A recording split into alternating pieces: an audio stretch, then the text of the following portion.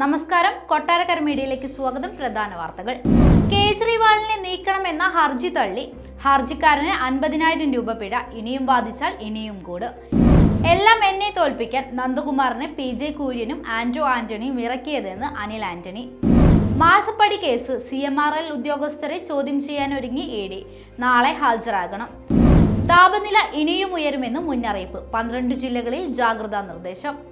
വാർത്തകൾ വിശദമായി. അരവിന്ദ് കെജ്രിവാളിനെ മുഖ്യമന്ത്രി സ്ഥാനത്ത് നിന്ന് നീക്കണമെന്ന് ഹർജി ദില്ലി ഹൈക്കോടതി തള്ളി. ഹർജിക്കാരന് 50,000 രൂപ പിഴയും വിധിച്ചു.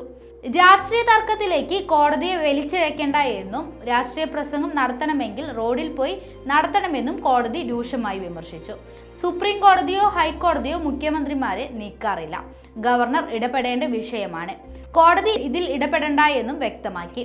മുൻ ആം ആദ്മി പാർട്ടി MLA സന്ദീപ് കുമാറാണ് ഹർജിക്കാരൻ. 3-ാം തവണയാണ് ഇതേ ആവശ്യം ഉന്നയിച്ചുള്ള കേസ് പരിഗണിക്കുന്നത്.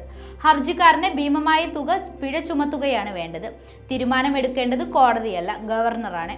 ഇവിടെ രാഷ്ട്രീയ പ്രസംഗം വേണ്ട, റോഡിന്റെ മൂലയിൽ പോയി നടത്തിയാൽ മതി. ഇനിയും വാദിച്ചാൽ പിഴ തുക ഇനിയും കൂടുമെന്ന് കോടതി മുന്നറിയിപ്പ് നൽകി. അതേസമയം മദ്യനയ കേസിൽ അറസ്റ്റും റിമാൻഡും ചോദ്യം ചെയ്ത് അരവിന്ദ് കെജ്രിവാൾ നൽകിയ ഹർജി ദില്ലി ഹൈക്കോടതി തള്ളി. കോടതി തീരുമാനം ആം ആദ്മി പാർട്ടിക്കും ദില്ലി മുഖ്യമന്ത്രിക്കും തിരിച്ചടിയായി. സഞ്ജയ് സിംഗിന് ജാമ്യം കിട്ടിയ സാഹചര്യത്തിൽ കേജ്രിവാളിന്റെ കുരുക്കും അഴിഞ്ഞേക്കുമെന്ന് പ്രതീക്ഷിച്ചിരുന്നുവെങ്കിലും അതുണ്ടായില്ല. ദില്ലിയിൽ ഭരണ പ്രതിസന്ധി എന്ന വാദം ശക്തമാക്കാൻ കേജ്രിവാൾ ജയിലിൽ തുടരട്ടെ എന്ന് കോടതിയുടെ നിലപാട് BJP ആയുധമാക്കും. തന്നെ പത്തനംതിട്ടയിൽ തോൽപ്പിക്കാൻ പല ശ്രമങ്ങളും UDF നടത്തുന്നുണ്ടെന്ന് അനിൽ ആന്റണി. അനിൽ ആന്റണിക്കെതിരെ ദല്ലാൽ നന്ദകുമാർ ഉയർത്തിയ ആരോപണം PJ കുര്യൻ സ്ഥിരീകരിച്ചതോടെ പ്രതികരിക്കുകയായിരുന്നു അനിൽ ആന്റണി. തന്നെ തോൽപ്പിക്കാനുള്ള എല്ലാ ശ്രമങ്ങളും പരാജയപ്പെട്ടപ്പോൾ ഒടുവിൽ ക്രിമിനലായ നന്ദകുമാറിനെ ഇറക്കിയെന്ന് അനിൽ ആന്റണി ആരോപിച്ചു. സ്വന്തം വീട്ടിൽ മോഷണം നടത്തിയ ആളാണ് നന്ദകുമാർ. 12 വർഷം മുൻപ് നന്ദകുമാറിനെ കണ്ടിട്ടുണ്ട്. നന്ദകുമാറിനെ പരിചയപ്പെടുത്തിയത് PJ കുര്യനാണ്. കുര്യന്റെ ആളാണ് എന്ന് പറഞ്ഞാണ് വന്നതും പരിചയപ്പെട്ടതും. നടക്കാത്ത കാര്യങ്ങൾ പറഞ്ഞാണ് നന്ദകുമാർ അന്ന് വന്നത്. കുര്യന്റെ പ്രമാദമായ കേസ് ഒത്തുതീർപ്പാക്കിയത് നന്ദകുമാറാണ്. PJ കുര്യൻ രാഷ്ട്രീയ കുതിരക്കാൽ വെട്ടുന്ന ആളാണ്. കരുണാകരനെയും ആന്റണിയെയും ഉമ്മൻചാണ്ടിയെയും ചതിച്ച ആളാണ് PJ കുര്യൻ. ആന്റോ ആന്റണിയും കുടുംബവും സഹകരണ ബാങ്കിൽ നിന്ന് പണം തട്ടിയിട്ടുണ്ട്. ആന്റോ ആന്റണിയും അദ്ദേഹത്തിന്റെ ഗുരു PJ കുര്യനും ചേർന്നാണ് നന്ദകുമാറിനെ ഇറക്കിയത്. 2013 ശേഷം നന്ദകുമാറിനെ കണ്ടിട്ടില്ല എന്നും PJ കുര്യൻ കള്ളം പറയുന്നുവെന്നും അനിൽ ആന്റണി വാദിച്ചു. മുഖ്യമന്ത്രിയുടെ മകൾ ഉൾപ്പെട്ട മാസപ്പടി കേസിൽ CMRL ഉദ്യോഗസ്ഥരെ ചോദ്യം ചെയ്യാനൊരുങ്ങി എൻഫോഴ്സ്മെന്റ് ഡയറക്ടറേറ്റ്. നാളെ ഹാജരാകണമെന്ന് ആവശ്യപ്പെട്ട് CMRL ഉദ്യോഗസ്ഥർക്ക് ED നോട്ടീസ് നൽകി. കൊച്ചിയിലെ ഓഫീസിൽ ഹാജരാകാനാണ് നോട്ടീസിൽ നിർദ്ദേശം നൽകിയിരിക്കുന്നത്. ഫിനാൻസ് ചുമതലയുള്ള ഉദ്യോഗസ്ഥനെയാണ് നാളെ ചോദ്യം ചെയ്യലിനെ വിളിപ്പിച്ചിട്ടുള്ളത്.